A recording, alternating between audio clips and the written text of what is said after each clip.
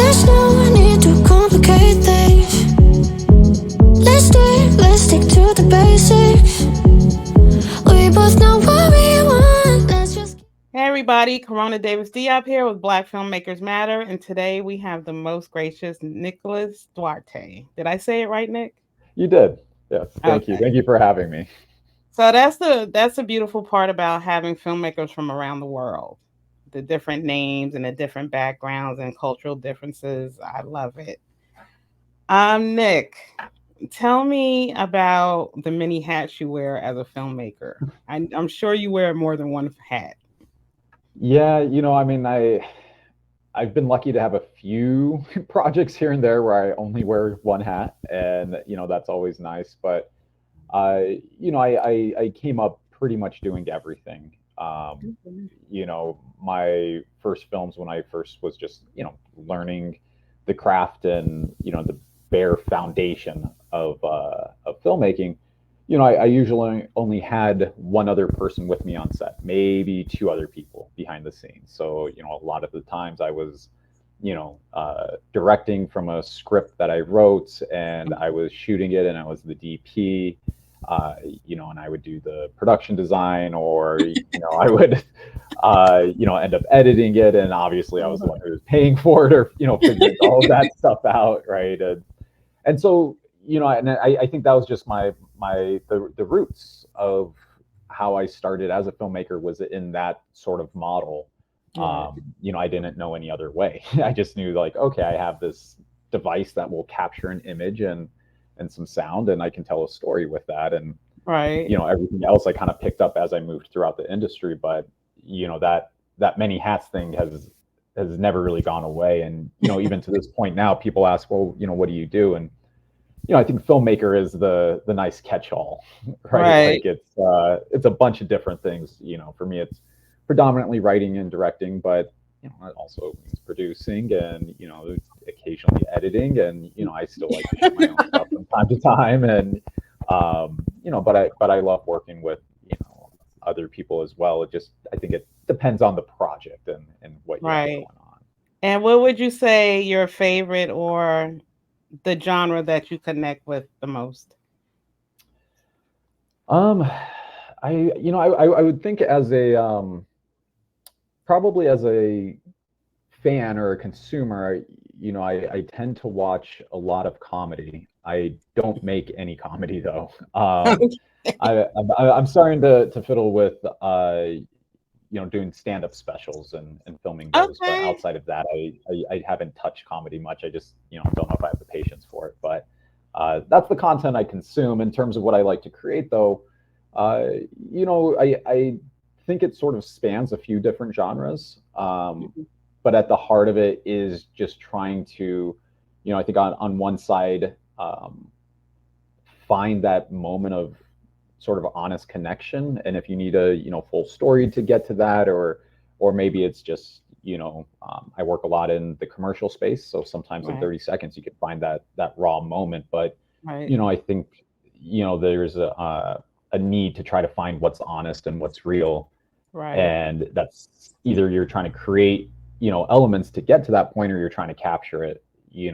But at the end of the day, it's just finding those snippets of organic human soul being shown, and then finding the right package to do that, so people would be will be interested in it. So Right. I think in the stuff I'm writing, it tends to be grounded science fiction or philosophical science fiction or thrillers in that space. And then I also I'm very fond of the Latin magic realism Okay. heritage of literature. So I write a lot of magic realism in the space of lower socioeconomic and kind of criminal worlds, in that space. So a Beautiful. little bit of everything, but genre and human connection, I think, is the core. Okay, so who are your influencers when we talk about filmmakers? Yeah, whew, that's a great question. It's been a while since I've really dove into that thought. I mean, I would say initially, somebody like Charlie Kaufman had a really big influence on me in terms of, Mhm. how do you look at the world in this sort of dreamy way, or this nonlinear way, or this way that feels a little bit more like the a state of being in a certain type of mind, as opposed to, you know, A to B to C to D. Right. uh, you know, and at the same time also still finding that connection, you know, with people. You know, I'd also be like a big Paul Thomas Anderson fan, you know, Uh-huh. and what was made in those early films. Yeah.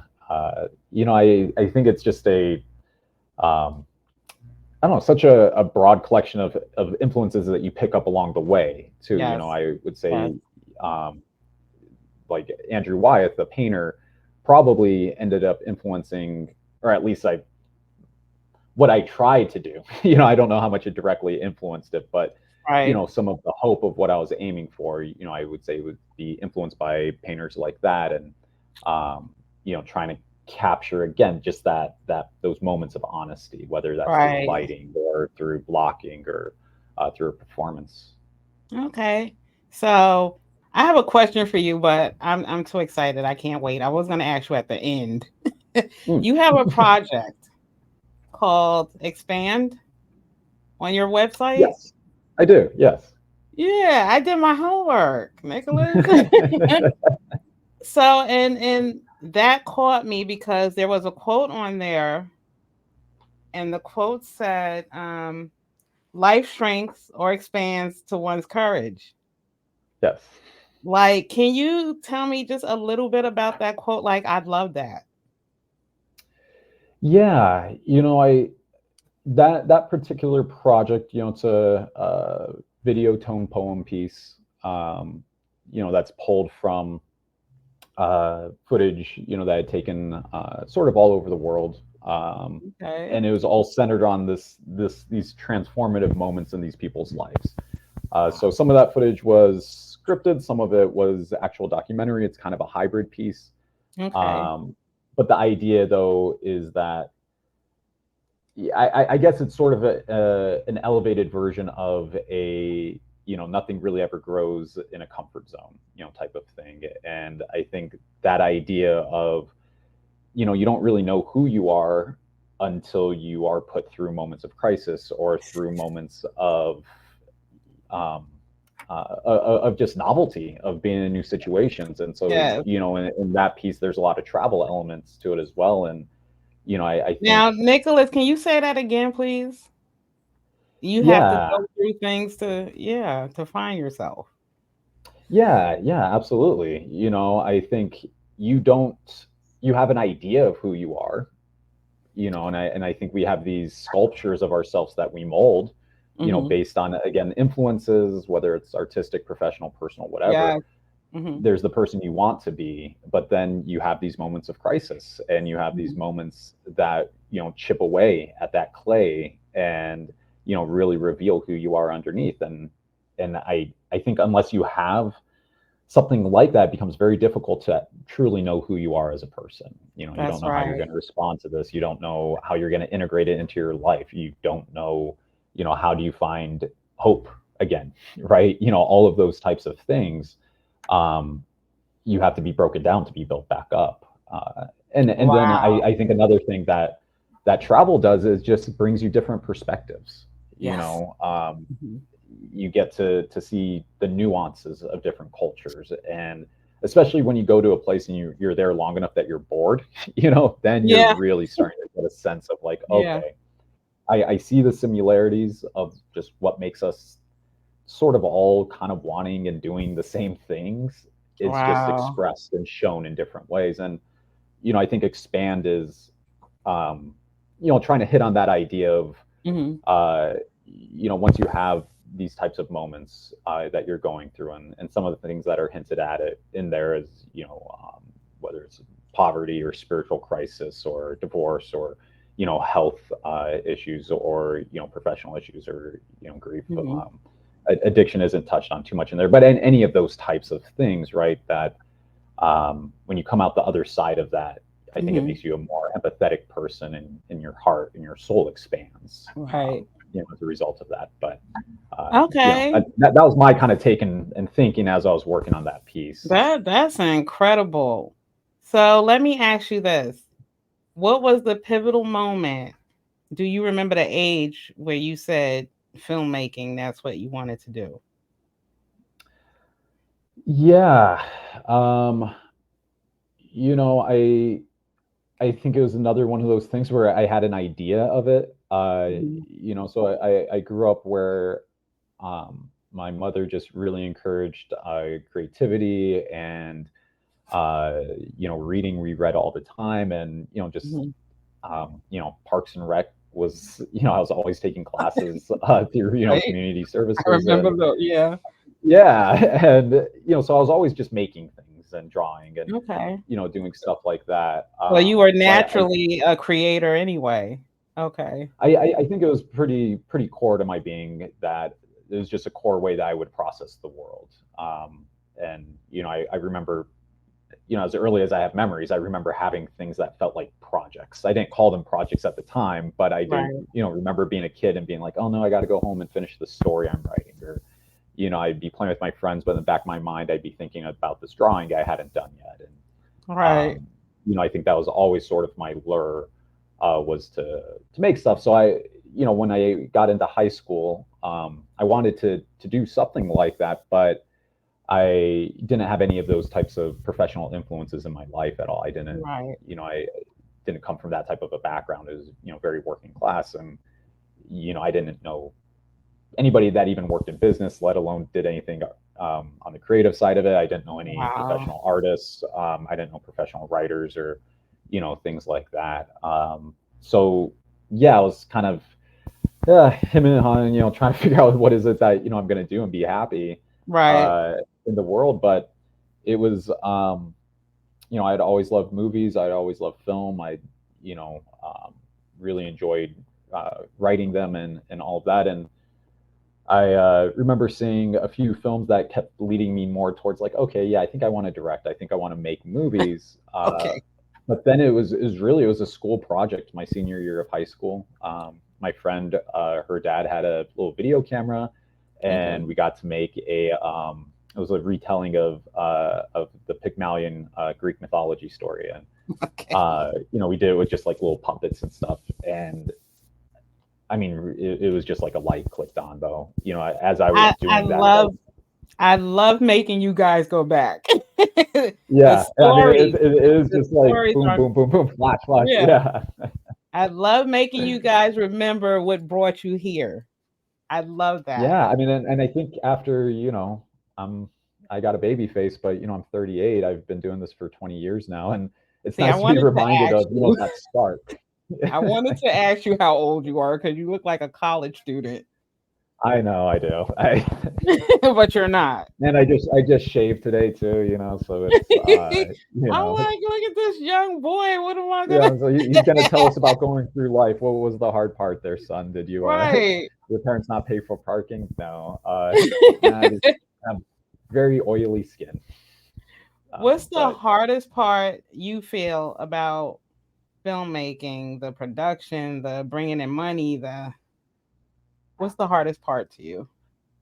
um, I would say it depends on what phase. Honestly, there's been periods of my life where absolutely the hardest part was the financials of it, Mhm. um, especially when you do have to make those decisions of, you know, do I honestly, it's like, do I save this money? Do I keep this money, or do I invest it into this film, this piece that I feel Right. like I need to tell, or what's better Mhm. for it's just an expensive medium, so Right.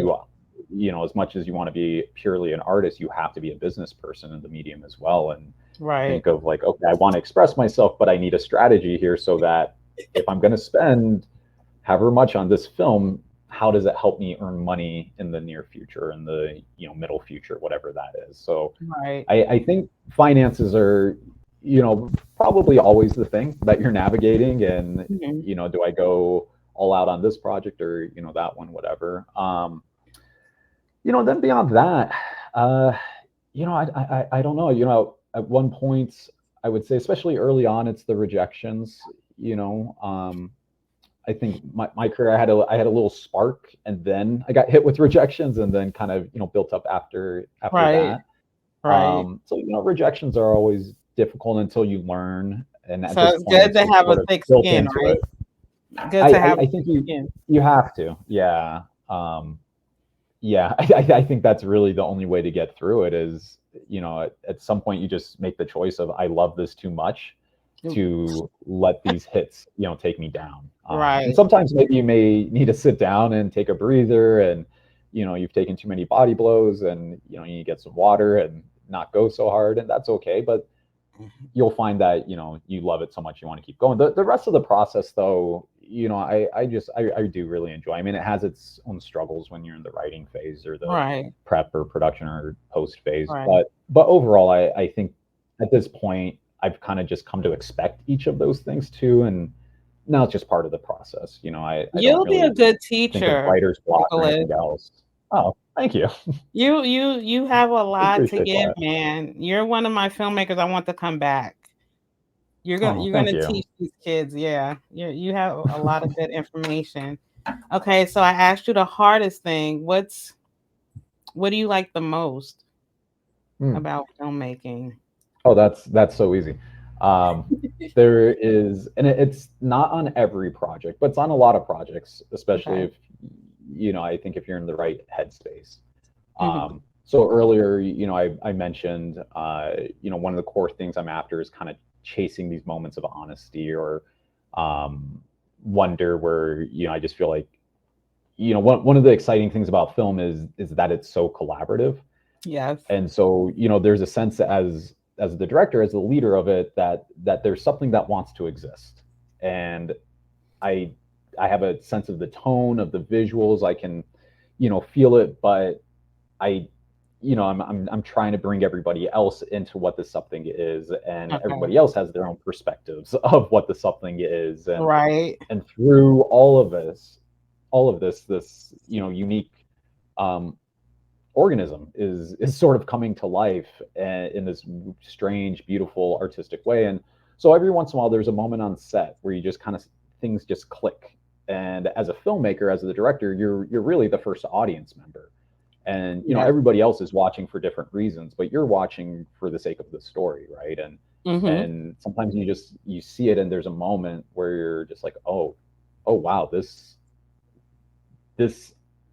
sort of feels like maybe it's just for me. Like, this is Yeah. like, Yeah. where it's like I'm Like a gonna cut it, private and it's gonna be a screening, different right? thing. But it's like a private screening into, Yeah. like, the heart of nature, the heart of art, or the heart of something. Because at some point it'll become a two-dimensional thing, and Hmm. it changes mediums, and it shifts, and you add music to it, and you do all this Right. other stuff, and it's that. But there's a moment where you're just glancing between the monitor and the actual actor on set, and you're seeing the light, and you're seeing I all of know it that from a different feeling. vantage point than Hmm. anybody else, right? And it Yeah. and it does feel like something close to the sublime at certain moments of that, just that little slice of truth. Wow, you And just that's the made thing. me miss it. Oh my God. I haven't filmed in a couple of months because I've been doing this, Mm, but I'm yeah. about to start shooting again in like a couple of weeks. You making me so homesick. I miss it behind that camera. And like you said, the looking in the camera, then looking there, then the camera. I love that. Yeah, Okay, and I think it's, I have if you another just give question. yourself over to the moment, and I think That's that's the right. core piece of it. That's You right. forget the ambition, you forget career stuff, you forget everything else, and you just Yes. grateful for what's being given to you. Yes. I do have one more question that I added. Um, current. Do you have it? What's the current project you're working on? We want to talk about your current stuff. Yeah, so working on a batch of things. I'm trying to think what I can talk about. Like I said, I'm I got a uh, couple of those too. yeah. So I have this sort of alien science fiction thriller piece that I've been really excited about, that really touches on these concepts of the unknown, and again, chasing that slice of honesty, Okay. um, even if we can't verbalize or explain what it is. Right. So that's the thing that's taken up a lot of time. But I have these other projects I'm really excited about that I hope maybe I can come back and Yes, talk please. about directly and explicitly. I don't think it would be appropriate to do it right now Okay, because I think of I'd probably get course. in some Handle trouble. your business, man. Uh, but That's fun something stuff. else you're I teaching young people. Sometimes you can talk about it, sometimes we can't. Hmm. and it's tough, and I understand that. For artists too, you want to make something so you can share it with people, Hmm. and especially as filmmakers, you want to share your wins, absolutely, and be out there on social media and say, this happened and I did this. Yeah, But I think there's also, like you said, there's times where it's just like, ah, yeah. What can you do? no, I gotta keep in mind the marathon of this thing, the bigger picture of it, and That's can't right. take the easy win and sacrifice the big win. That's right. Now let me ask you, what's some advice you have for young filmmakers, new filmmakers? I would say it comes back to, if there's any core theme, it's, I would say you have to love it. Yeah. Maybe you don't have to, you get to love it, Hmm. is the way I would take. I think there is a certain alchemy to making a career in this space, Right. and there's a lot of different ways to do it, and it could look like thousands of different paths that you could take, and you're Yes. always kind of balancing what are the things that you were given immediately, what are the advantages that you can take advantage of, where do you have just objective deficits, and what can you do to overcome those deficits, what is the state of the industry. I mean, there's all these things you have to keep in mind, uh, to move forward. But I would say for me, at the end of the day, it really just comes back to love of the craft. I've had periods where I've made very good money. I've had periods where I've made very little money. Hmm. I've talked to filmmakers whose careers are very similar. People that I'm sure your audience would know, Hmm. that are relatively well known names that were living below poverty, that Right. Hmm. you know, loved it no matter what, and they found ways to keep making it, and then they ended up doing very, very well.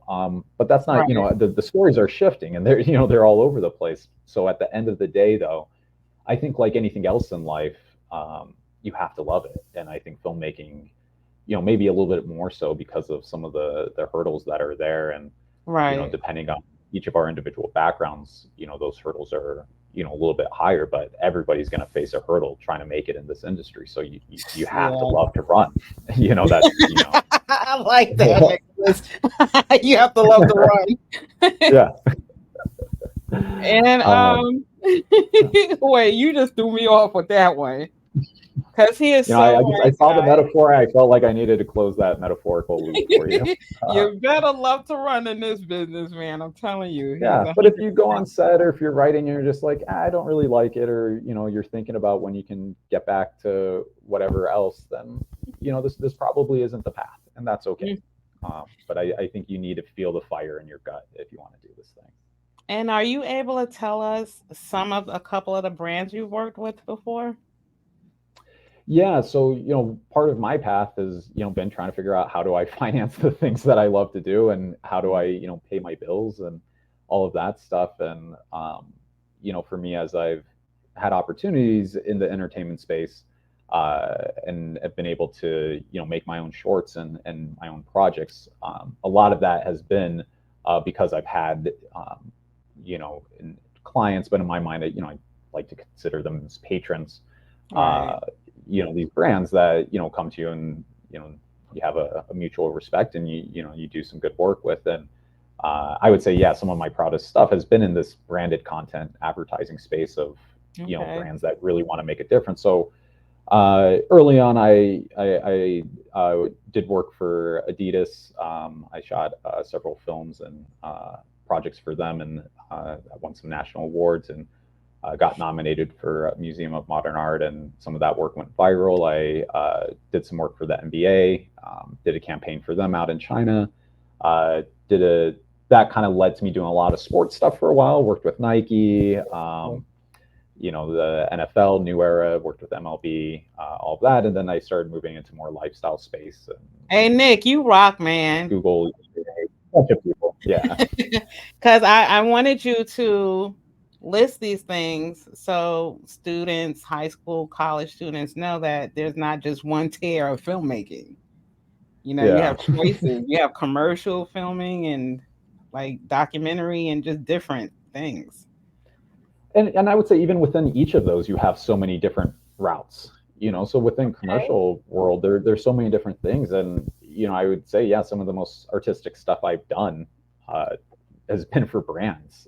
And maybe it's not the 30-second spot you see on TV. Hmm. It's something that they might host on YouTube or someplace else, but Hmm. it's like, oh, I feel just as proud of some of that content as anything else I've done. Awesome. Nickolas, thank you so much. Thank you so much. And I hope you come back for a part two. Oh, I would love to. Thank you. I had a lot of fun, and I appreciate these questions, and it's been nice to reflect. Yeah, and thanks for the laughs, man. Thank you. Thank you for the laughs. And can't wait to talk to you again. Have a good day. Thank you. You too. Take care. Nickolas Duarte here, guys. Duarte with Black Filmmakers Matter, guys. His link is flashing down below. And give him a holler, y'all. He's awesome.